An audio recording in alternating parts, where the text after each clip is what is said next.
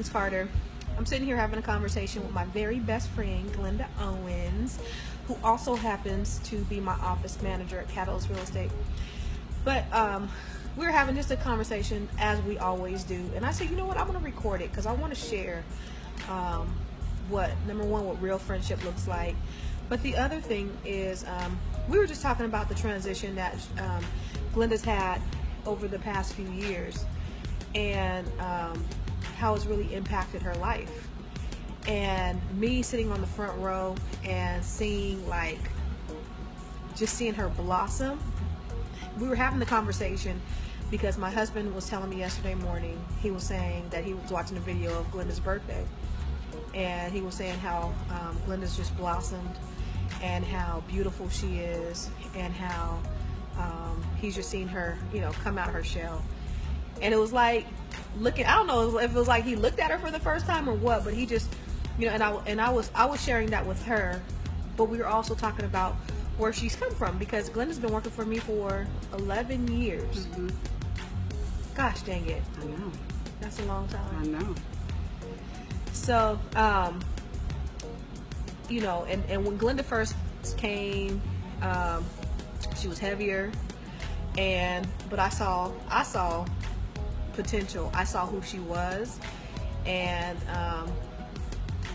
I just wanted her kind of share her journey of what happened in her life that made you feel good enough on the inside to make you transform on the outside, number one. And then number two, what was it like? What was the turning point for you to make you want to take the step to just change some things?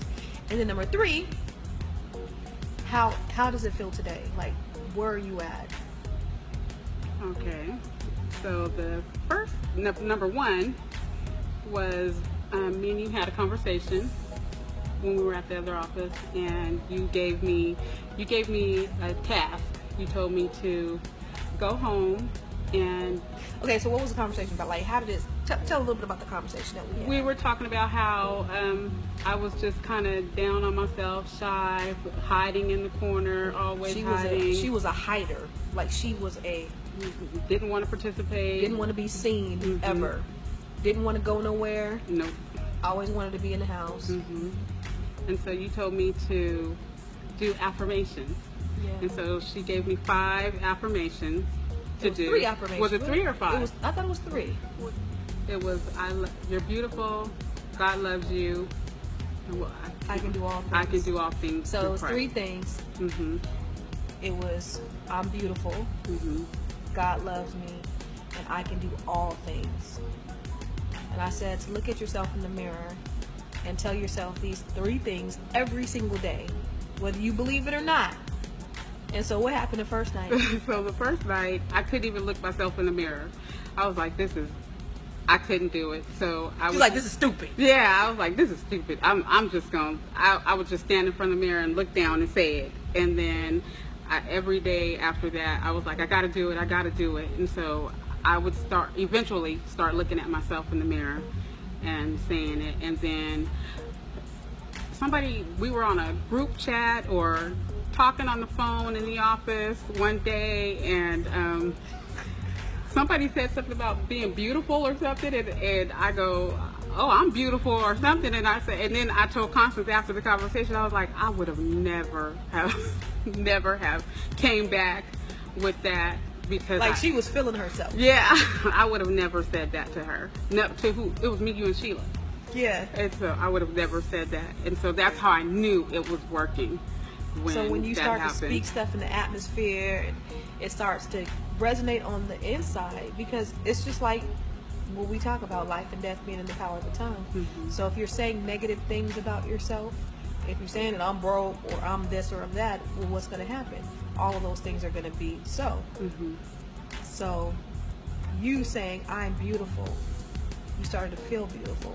Mm-hmm.